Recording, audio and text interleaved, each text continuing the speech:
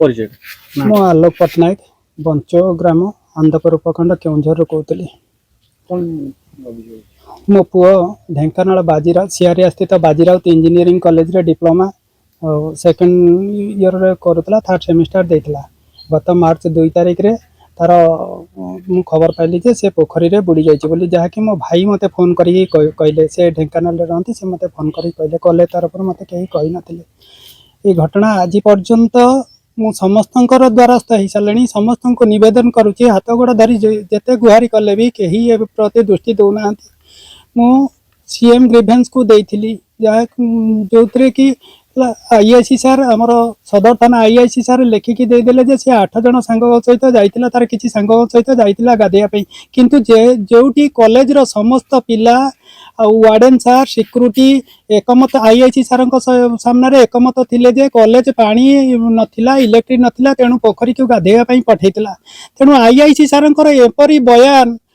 कहा चापर दौरान ना अर्थ लोभरे ना प्रशासन चाप ना राजनीतिक चापर आज मो पुअर मृत्यु खबर को घंट घोड़ाऊँ यह सन्देहजनक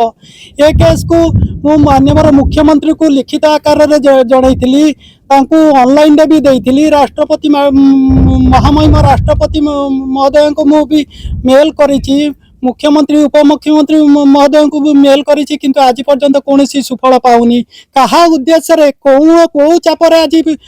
आज जाए मो पुअर हत्या मामलार केसटी को से चापी दौरान ना तार प्रकृत रहस्य पर्यंत उन्मोचन हो पारुनी जिते हाथ गोड़ धरी नवेदन हेले भी मु गरीब बापटे केते आशा नहीं कि मो पुओटी पढ़ेती पढ़ाई गोटे घर कॉलेज बाजीराव इंजीनियरिंग कॉलेज को पठेती हेले तार फल कौन या आम गरीब बोली आम छुआ मानकर जीवन मूल्य किसी ना ना सरकार जानी शुणी आमको ये केस को घंट घोड़ाऊँ आज दुखर सहित अति दुखर मुझे निजक धिकार करुच्ची कारण मो केउंझर जिला जो माननीय मुख्यमंत्री का जिला से जिले में गोटे गरीब बापा मोर छुआ को मारी दिगला तथापि मु न्याय पाऊनी ताठू बड़ हतभाग्य किए दुनिया रे अच्छी कारण केन्दुझर जिलार मुख्यमंत्री होती मु न्याय न पाइबी तेणु ए केउंझर जिलार मुख्यमंत्री हो लाभ कौन ना आम गरीब बोली आमर दुख शुणुना ना आम अभाव बोली आम छुआ मानकर भविष्य छुआ मानकर मूल्य किसी ना